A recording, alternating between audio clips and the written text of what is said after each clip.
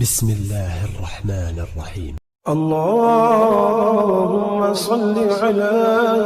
سيدنا ومولانا محمد صاحب التاج والمعراج والبراق والعلم دافع البلاء والوباء والقحط والمرض والعلم اسمه مكتوب مرفوع مشفوع منقوش في اللوح والقلم سيد العرب والعجم اسمه مقدس معتر مطهر منور في البيت والحرم شمس الضحى بدر الدجى سدر العلا نور الهدى كحف الورى مصباح الظلم جميل الشيم شفيع الأمم صاحب الجود والكرم والله عاصمه وجبريل خادمه والبراق مركبه والمعراج سفره وسدرة المنتهى مقامه وقاب قوسين مطلوبه والمطلوب مقصوده والمقصود موجود سيدي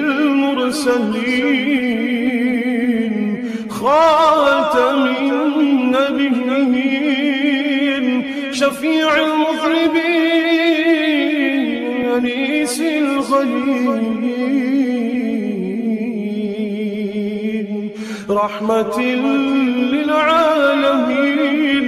رحمة للعالمين رحمة للعالمين راحة العاشقين مراد المشتاقين شمس العارفين سرار السالكين مصباح المقربين محب الفقراء والغرباء والمساكين سيد الثقلين نبي الحرمين إمام القبلتين وسيلتنا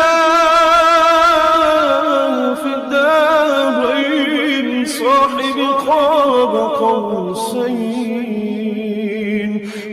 محبوبي رب المشرقين ورب المغربين سيد الجد الحسن والحسين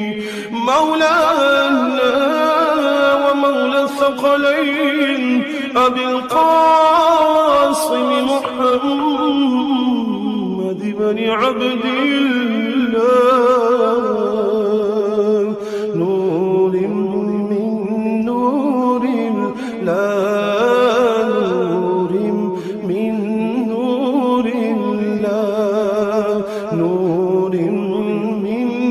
نور الله يا أيها المشتاقون بنور جماله صلوا عليه وآله وأصحابه وسلموا تسليما.